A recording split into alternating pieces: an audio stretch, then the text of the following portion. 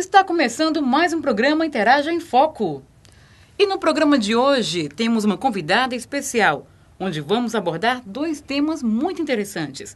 No primeiro momento, vamos conversar sobre a arquitetura e seus aspectos importantes. Será essa a profissão do futuro?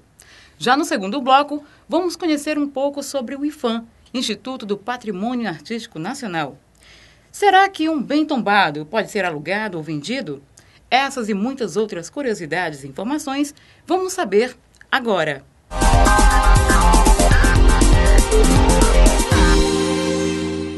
A arquitetura, enquanto atividade, é um campo multidisciplinar, incluindo em sua base a matemática, as ciências, as artes, a tecnologia, as ciências sociais, a política, a história, a filosofia, entre outros. E nos últimos tempos percebe-se a procura por profissional da área de construção civil e entre as várias profissões destacamos a arquitetura. E para conversar conosco sobre este assunto, está aqui em nosso estúdio a senhora Jussara Peixoto. Ela é arquiteta e superintendente do IPHAN no Ceará, Instituto do Patrimônio Histórico Artístico Nacional, com sede em Fortaleza. Jussara, seja bem-vinda ao nosso programa. Obrigada. Bom, para começar a nossa conversa, qual o perfil que a sociedade da tecnologia exige? Bom, atualmente as coisas têm andado de forma muito rápida com relação à demanda e à tecnologia em si. Na construção, propriamente, vai desde a própria concepção do projeto, que hoje a gente tem a tecnologia nos computadores, né, softwares para elaboração de projetos, até mesmo na finalização da construção.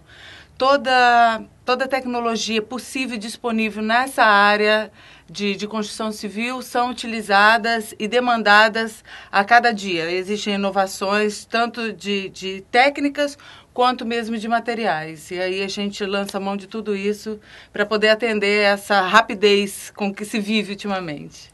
Quem é o arquiteto da atualidade, em sua opinião? Difícil responder, viu? Existem, na realidade, assim, muitos arquitetos que se destacam nas regiões, né? Então, não consigo nominar alguém aqui no Brasil que esteja com exponencial como esteve Oscar Niemeyer, por exemplo, mas existem excelentes arquitetos, cada dia saindo um grupo também com ideias novas, uma criatividade eminente nessa nova geração de arquitetos que vem aí. E não posso, assim, não me lembro, quer dizer, me lembro, mas prefiro nem nominar, porque existem realmente muito bons profissionais aqui no nosso estado, do Ceará e no Brasil, no mundo, tem aí um bocado de gente se destacando com coisas novas. Em relação ao mercado de trabalho, como você avalia o mercado de trabalho para esses profissionais? Agora está muito melhor. É uma época realmente em que a construção civil tem se sobressaído em relação a muitas outras profissões aqui no Brasil, porque o país está em desenvolvimento, existem recursos aí disponíveis, né? As pessoas cada dia demandando mais o sonho até de ter o seu lugar, sua casa. As empresas têm investido mais na parte da aparência física das suas instalações e é uma época muito boa para se fazer arquitetura, para se meter na área da construção civil.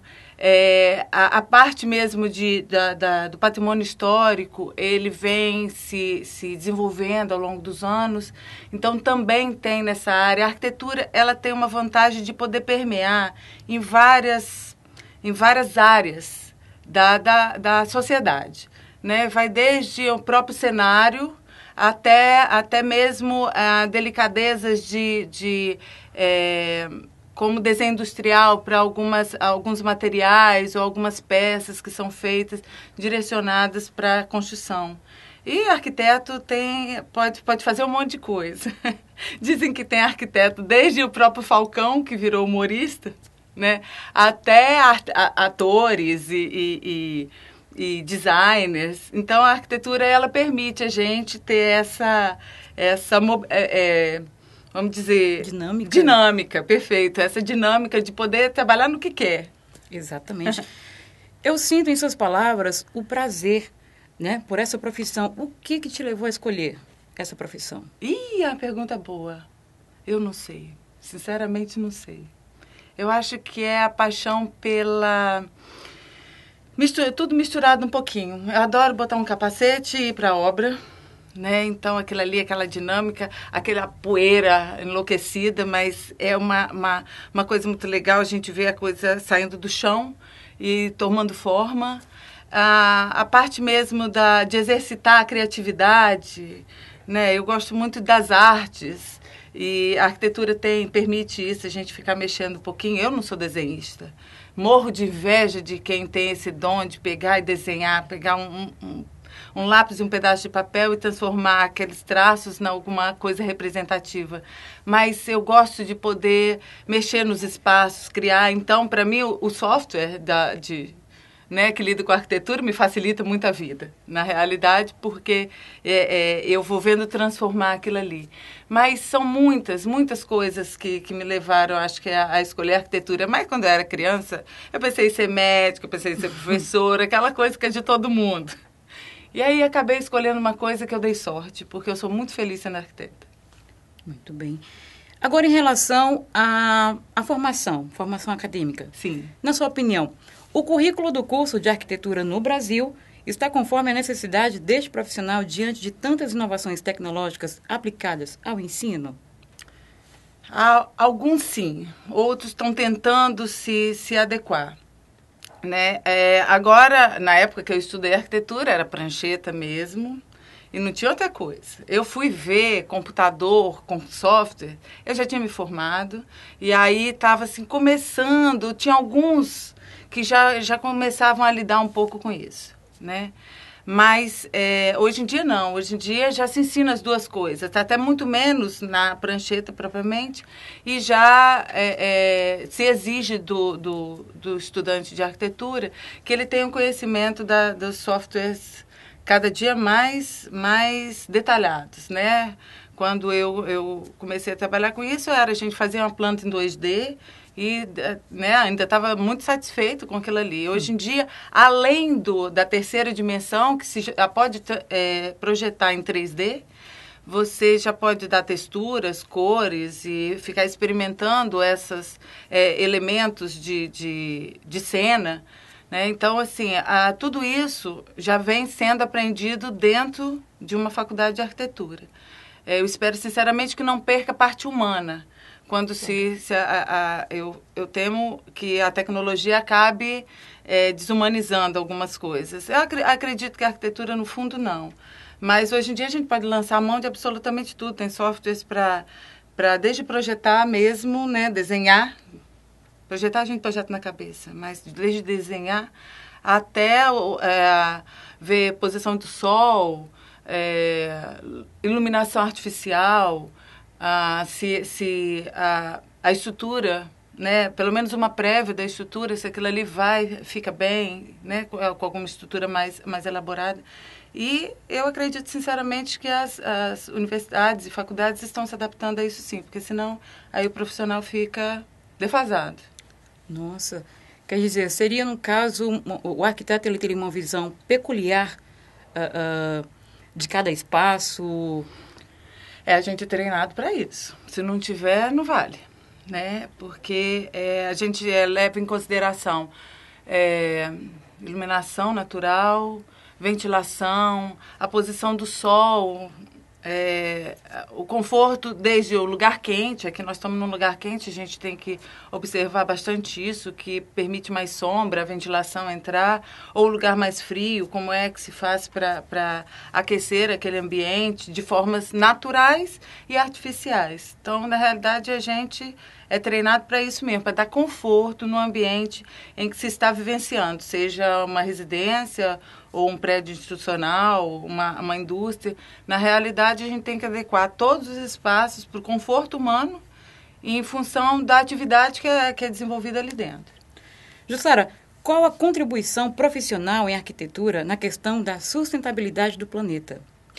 Outra coisa, o que se considera a estética da preservação do ambiente?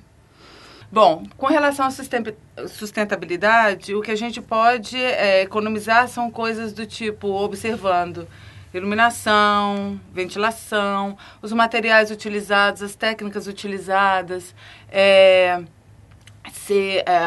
demandando menos energia. E quando eu digo energia, eu não falo só de energia elétrica, até energia humana mesmo, na construção, na aplicação de materiais, na fabricação de materiais, e as coisas que são naturais mesmo, como eu disse, iluminação, aproveitar ao máximo a iluminação natural, a ventilação natural, ou o aquecimento, né, do sol, quando for o caso.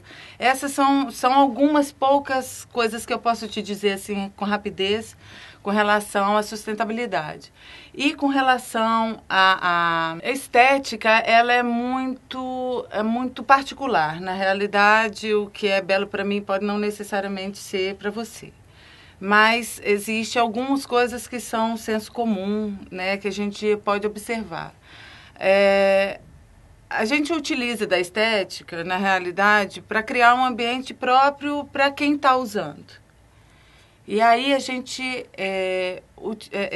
se vê, assim, na realidade, lidando com o indivíduo.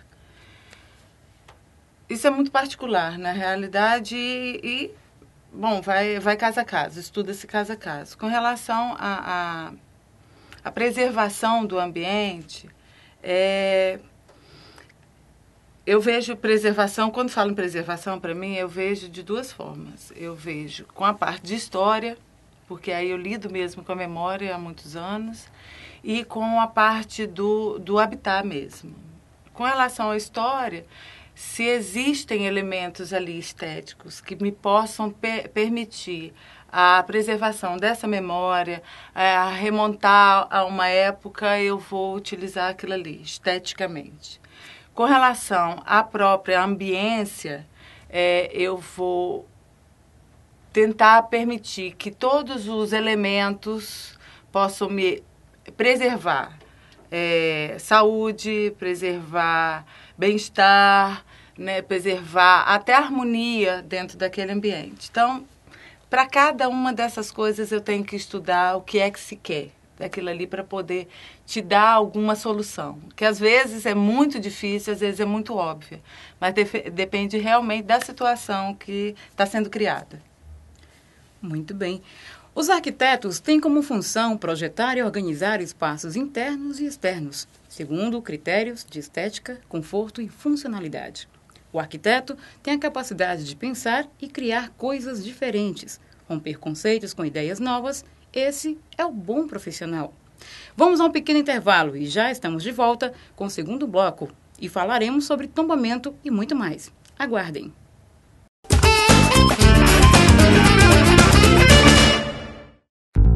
Sobral Meu Canto, um programa que retrata o cenário da música cearense com foco em artistas sobralenses desvendando os talentos da região. Exibido às terças-feiras e com reprise ao longo de nossa programação.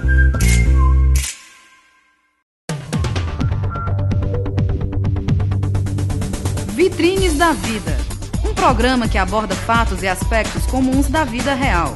Um programa que nos traz reflexões e análises a respeito do modo de vida das pessoas. Não perca o programa Vitrines da Vida, exibido às quartas-feiras e reprisado ao longo de nossa programação. Apresentação, Capelão Gerson Pires.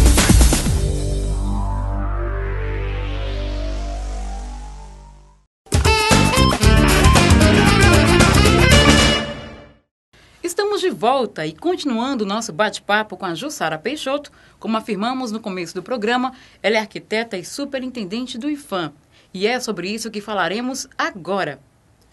A superintendência do IPHAN no Ceará foi instalada em 1982 para atender aos estados do Ceará e Rio Grande do Norte. Em 2002, o Piauí foi incorporado devido à sua identidade com projetos voltados para o patrimônio arqueológico. Você já deve ter ouvido falar em tombamento, não é mesmo? E que tal a gente adquirir mais conhecimento nesse assunto? Jussara, o que pode ser tombado? Tudo. Na realidade, o que são nós tombamos bens materiais, certo? Que vão desde imóveis até bens móveis. Alguns construídos pelo humano, né, por nós, pelos homens, outros até paisagens naturais. Então, nós podemos fazer tombamentos em diversos bens materiais. São coisas que existem, porque também existem os registros que são para os intangíveis, são os modos de fazer, festas religiosas, que nós chamamos de bens imateriais. E quem pode efetuar um tombamento?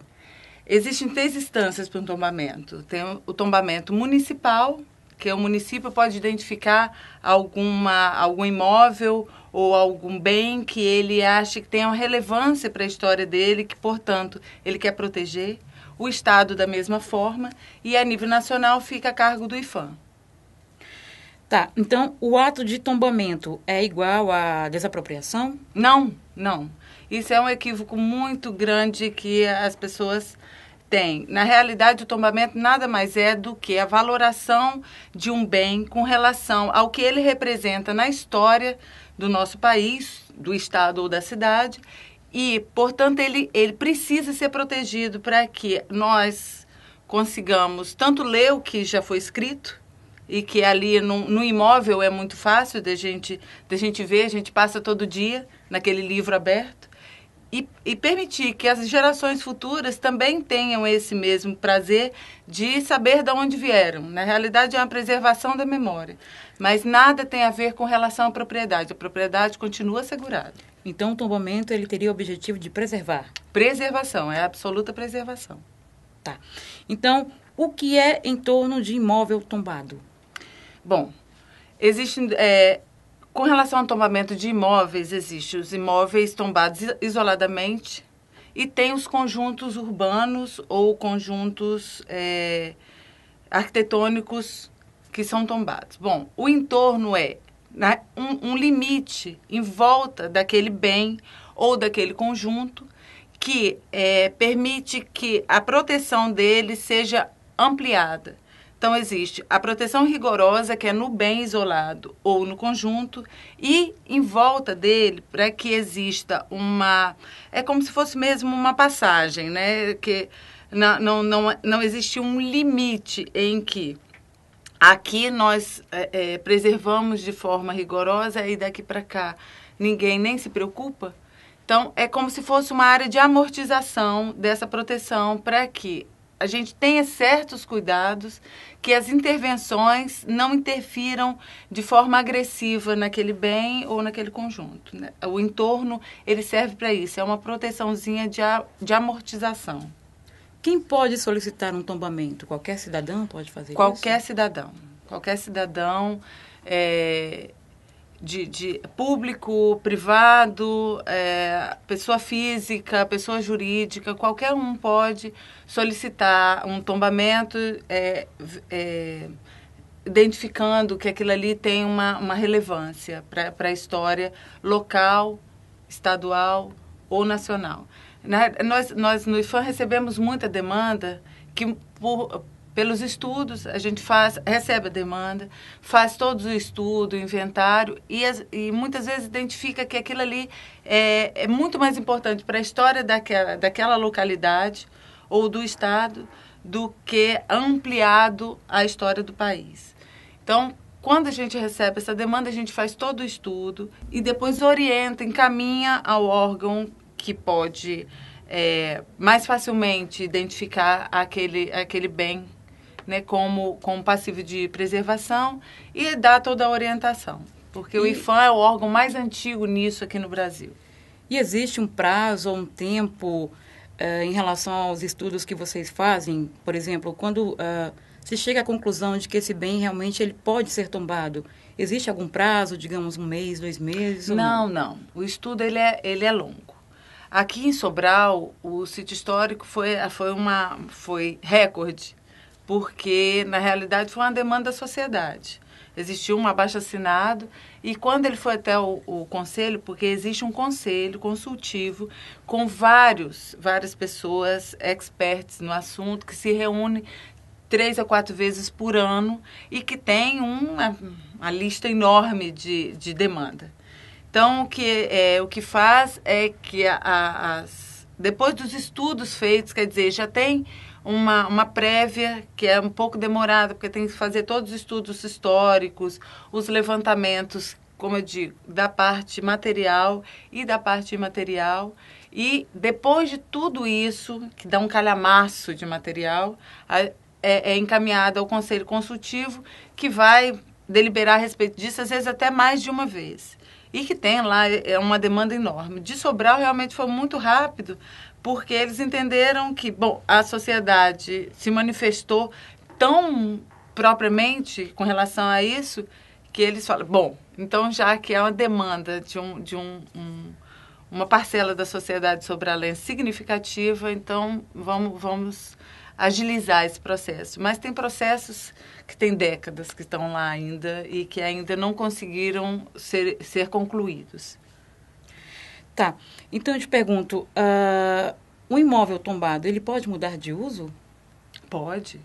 Na realidade, a propriedade, ela está assegurada. Então, se uma residência acaba se transformando depois num comércio, os cuidados que vai ter que ter se está dentro de um conjunto, é a volumetria. Porque a gente leva em consideração principalmente a parte externa, quando está num conjunto. E, eventualmente, alguns elementos da parte interna que são muito peculiares. Quando o imóvel ele é tombado isoladamente, vira um monumento, então todos os elementos dele estão tombados ali juntos dele. Inclusive os bens móveis que eventualmente tem ali, que fazem parte da história dele.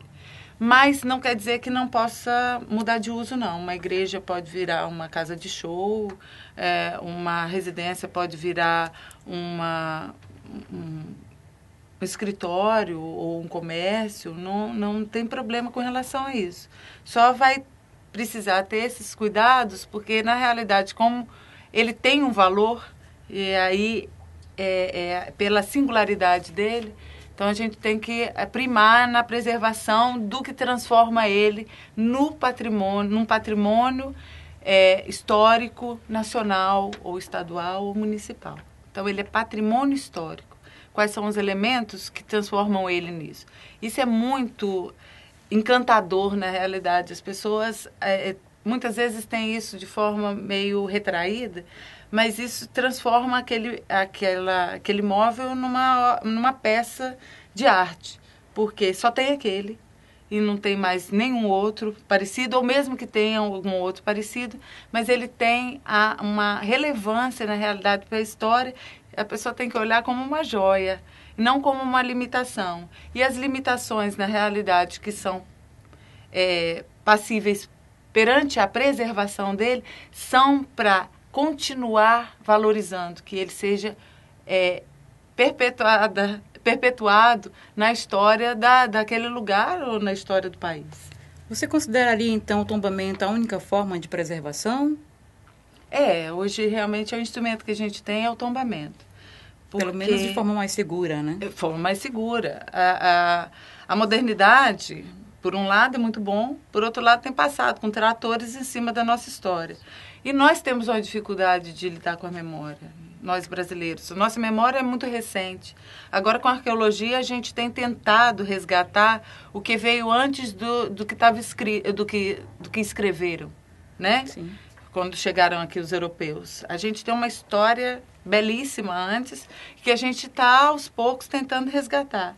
Mas o que pode já estar construído, que está aí, a preservação, ela nada mais é do que a valorização de quem veio antes.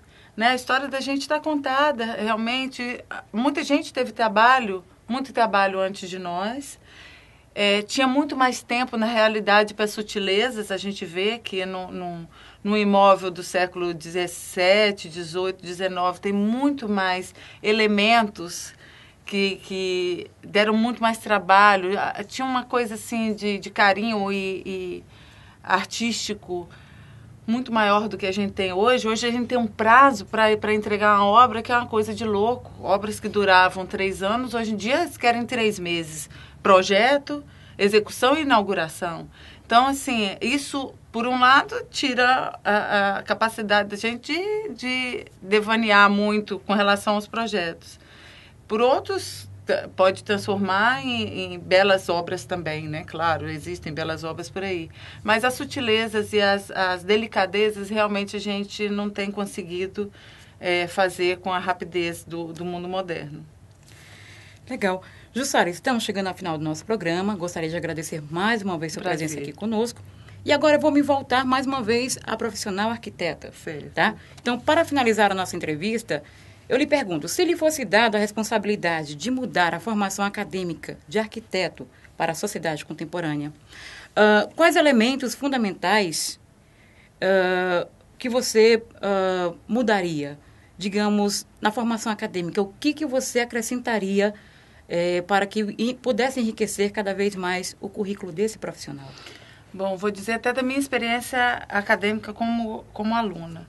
Eu acho que a gente precisa estudar mais sociologia, antropologia e filosofia. Porque, como eu disse, a modernidade tem botado tecnologia na mão da gente e tempo. O tempo está muito restrito. Mas a gente precisa estudar mais o ser humano, porque a gente trabalha com o ser humano. Com relação assim, à arquitetura, arte pela arte, eu vejo isso de forma muito restrita. Porque a arte ela pode ser um pouco menos comprometida com os resultados. Agora, a arquitetura não, ela precisa estar preocupada com o ser humano no dia a dia. E isso aí é para mim é uma preocupação humana que eu tenho e eu passei meio batido, porque não me ensinaram dentro da faculdade o valor que tinha isso. Hoje em dia eu sinto falta e ainda fico estudando de vez em quando um pouquinho de filosofia e sociologia para poder lidar melhor com o ser humano, com o mundo que a gente tem hoje e não esquecer de ter carinho pelo ser humano e cuidado devido. Obrigada. E aí, curtiu nossa matéria de hoje? Acesse o nosso site www.tvinteraja.com.br e o nosso facebook.com/Portal Interaja. Lá vocês vão encontrar várias reportagens e coberturas de eventos importantes. O programa Interaja em Foco vai ficando por aqui. Até a próxima!